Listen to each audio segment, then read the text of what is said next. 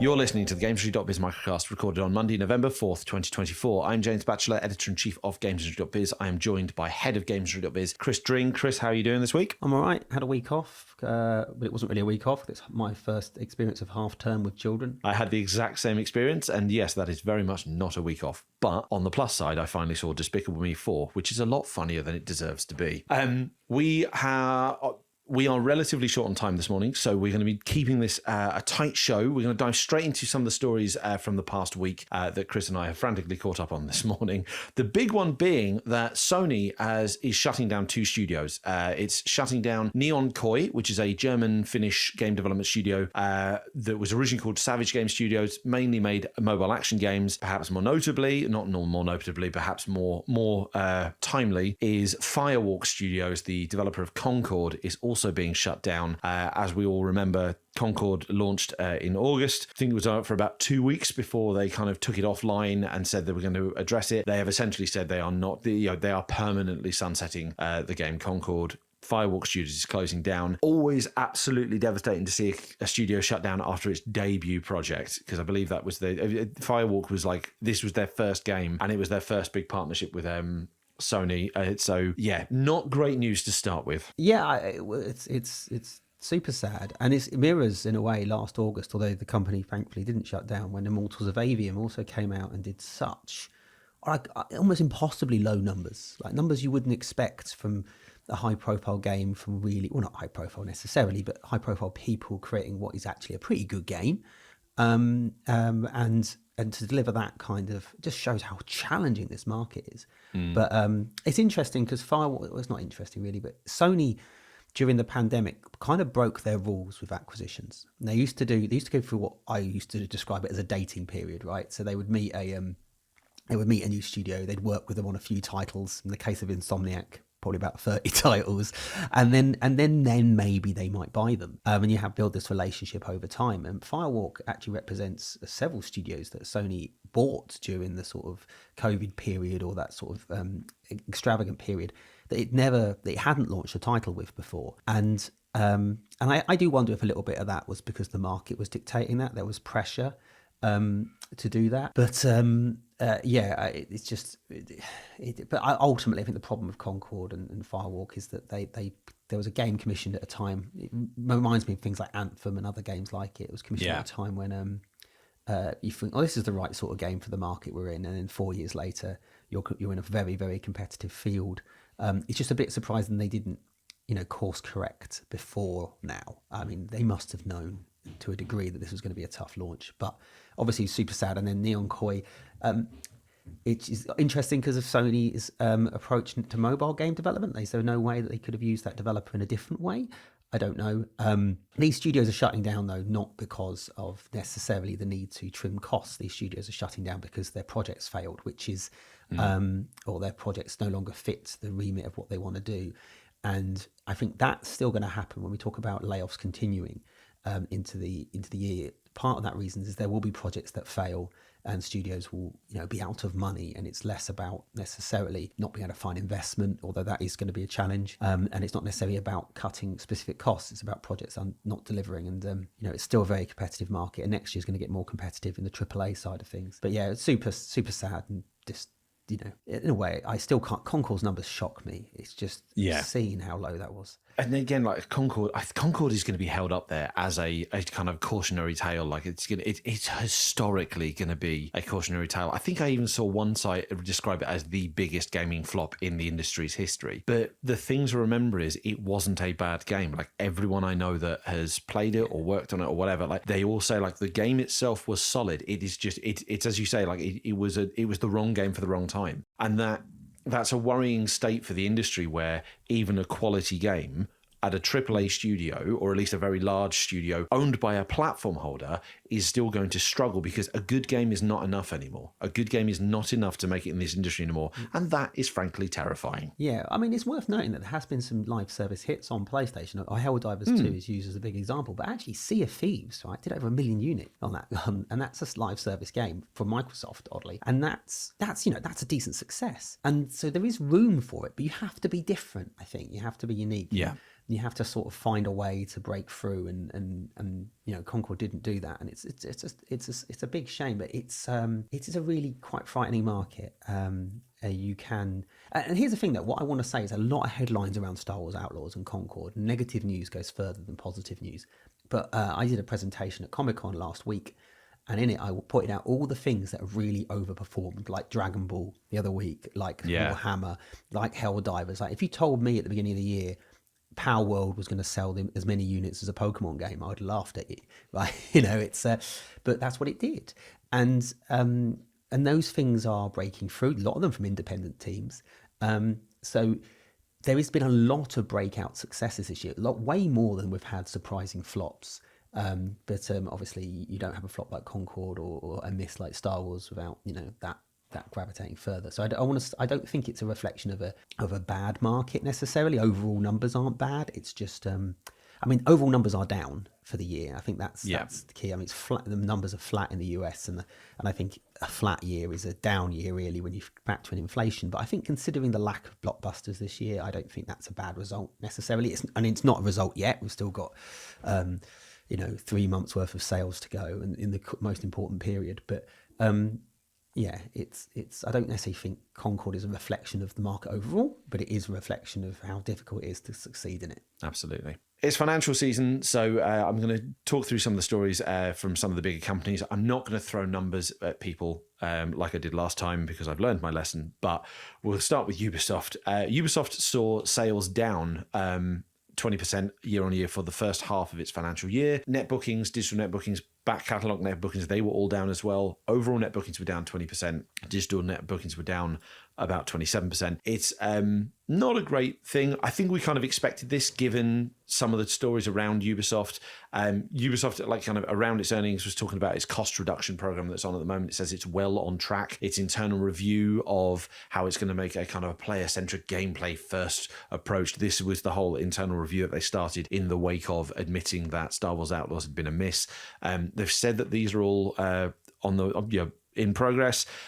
Overall, the global headcount of Ubisoft has dropped by about 2,000 employees, which is a lot. But when you think like Ubisoft has tens of thousands, 20s of thousands of people, like it's not great. Disappointing results for Ubisoft. I think we're not going to see the turnaround until they've completed this kind of internal review, until they've got I think from Shadows onwards, Assassin's Creed Shadows onwards, that will be the point where we can judge Ubisoft as to right, is this company getting back on track? Well, they could do with your Shadows hitting as well, I think. They really could do with Shadows. If Shadows doesn't hit because it's moved to this February slot, I am going to be concerned. Yeah, I mean, it's more the conversation around it is surprisingly negative, not because the game looks bad or because the game is bad or the game plays bad, but because of other conversations. I do worry we're giving a little bit too much credence as a media to those sort of wider conversations. I see the big headline, great headline really, about Ubisoft's Assassin's Creed guy sort of defending his team around it, but it's I hope that the conversation can shift back to the fact that this looks like a damn good game, and when it launches in February, it can find the audience that Valhalla found, and that will hopefully set it up in a better stead. I all of the criticism for Ubisoft notwithstanding, I am quite fond of their games, and I think their creative teams are brilliant, and I've always enjoyed their sort of slightly different. I know that their open world games can be quite similar in some ways, but I quite like the fact that they're quite ambitious, and I do enjoy their more experimental side, and they've certainly got a different flavour for them as a company, and I do hope that they can navigate this while still retaining that identity that they've got, the positive side of their identity anyway. Yeah, I hope so as well. And kind of echoing the Concord story, like, Star Wars Outlaws, as much as it was a miss, from what I hear and from what little I've played, it's a damn good game. Again, like it's not a comment on the quality, it's a comment on just the challenges of this market and finding what it is that audiences want. So, like, I'm also a big fan of Ubisoft's open world games. I want them to continue doing them, and I want them to continue experimenting with them. But yeah, it's a really challenging market at the moment. Yeah. On to Electronics Arts. This is their results for 3 months ended September 30th. Bit of a better story. Revenues up 8% year on year to just over 2 billion. Net bookings are also up 15% again to just over 2 billion. Net income was down 26%, but by and large they've had some successes. Big successes for them, as always, have been their sports titles. They talked about how they've had 3 of the top 10 best-selling games of the entire Q2 period. Those were EA Sports FC, EA College Football, and Madden NFL. All of them the 25 version. We've talked about the success of college football before. We've talked a bit about Sports FC's success, but there was a little bit more about how the EA Sports FC franchise, so the series as a whole, when you combine like FC Mobile and FC Online as well, the overall series has reached 130% more players than it did last year. So they've kind of doubled their audience in the launch quarter according to their figures. I love that story. EA, there's a headline somewhere I saw, maybe it was in the Financial Times, EA called FIFA's bluff and won, basically. And I love it. Yeah, I mean, to be fair, it was always going to work out well for EA. Once people know that EA Sports FC is the real FIFA, it was always going to work out well for them because EA Sports, like the game had become so much more than the brand on the box. I do want to touch on a couple of titles that were outside of the sports portfolio. So Sims 4 saw a lot more engagement at higher than expected net bookings over the quarter, according to the company. That's partly due to the release of the expansion Lovestruck, which is the 16th expansion. But didn't they add 15 million players or something? Something like that. Like a bit. Amazing. I find it interesting. Like this kind of talks to the story that we're talking about a good few weeks ago, how they're not necessarily just going to make a Sims 5 because Sims 4 is such a massive platform, so they're going to kind of build around that. And the fact, I mean, when did the Sims 4 come out? It's got to be 10 plus years ago, easily. Yeah. The fact that it's still doing these numbers is brilliant. On a more disappointing note, Apex Legends is not faring so well, apparently. Net bookings fell short of expectations after it launched its Season 22 Battle Pass. I believe that Apex Legends, they actually changed the pricing structure around Apex Legends, so how they're monetizing it is a bit different. In the earnings call, EA CEO Andrew Wilson actually pushed back against the idea that just making an Apex Legends 2 will fix its issues. I think we saw this with kind of Overwatch and Overwatch 2. You can't just replace a live service game and it does well. Yeah, you end up, the audience is split even further. Exactly, yeah. So, so interesting times at EA.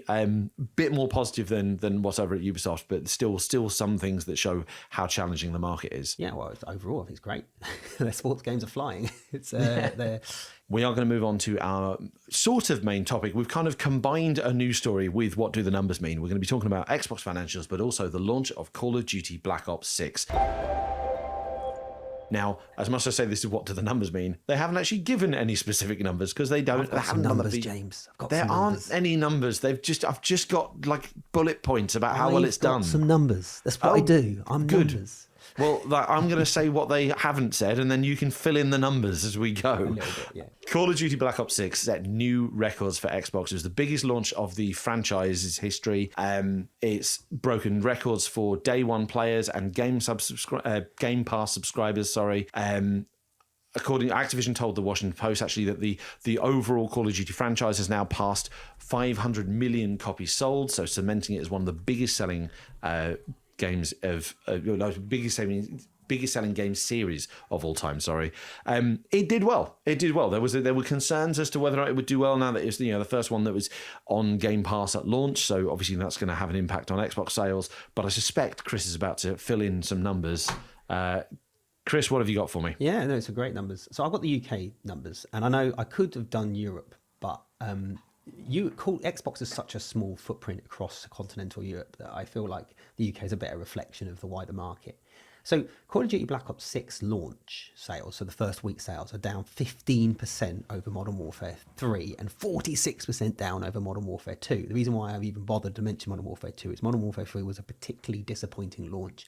During the month of November last year, Call of Duty's launch of Call of Duty Modern Warfare 3 was like almost 40% down compared to the launch of Modern Warfare 2. So comparisons to last year's Modern Warfare 3 are a little bit skewed because that was a disappointing launch. That sounds really negative, 15% down over last year, 46% down on Modern Warfare 2, but actually that's almost certainly because of Game Pass, which of course isn't disappointing if you're Microsoft. Xbox sales, if you look at sales of Call of Duty on Xbox, actually almost all of this decline is because of a decline on Xbox. Sales of Call of Duty Black Ops 6 on Xbox are down 2/3 compared to the launch of Modern Warfare 3 last year. PC sales are down by 18%, which is, a little bit. And again, this is Game Pass. This is what Game Pass has done. They're available on both platforms. If you look at PS5, sales are up 30%. And I know that Xbox has revealed that actually sales up globally 60%. It's worth noting Call of Duty is much, much bigger in the US. PS4 sales also took a hit, 59% down, but overall PlayStation numbers are up. So I think that gives us the biggest indicator yet. If you compare Call of Duty sales this year compared to Call of Duty sales last year and look at the PlayStation 5 number, I think that tells you if the brand has had a good launch. And so it has. PS5, in terms of premium sales, PS5 accounted for 70% in the UK of Call of Duty sales, Xbox 10%, PC 16%, PS4 4%. But again, that's Game Pass related. Now, we don't know the Game Pass numbers. We're not going to know the Game Pass numbers. But the happy Satya Nadella calling that out in the financials is extremely good sign. I think it's delivered.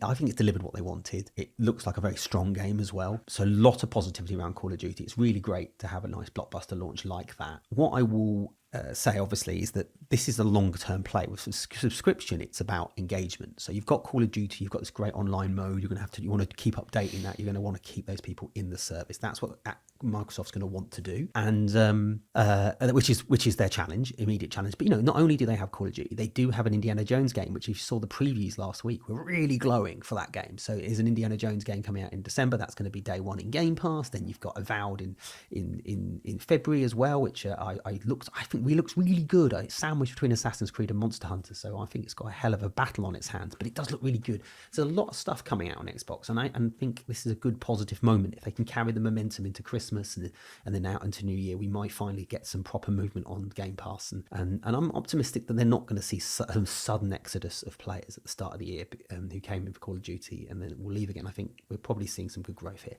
hopefully. So yeah, I think it's a good result. I've not played the game yet. I got offered a code. I went, I accept that, and then I was like, oh no, wait, I've got Game Pass. I was thinking about this while I was off. Like, we were talking about the retention and like worrying about if they disappear after a few months. Even if you can convince them to stay even 6 months, but then they resubscribe for the next Call of Duty, and you have people coming back and forth. Or ideally, you convince people to stay subscribed until the next Call of Duty. You've then got an annual drop of something that will keep people to Game Pass. Prior to this, Game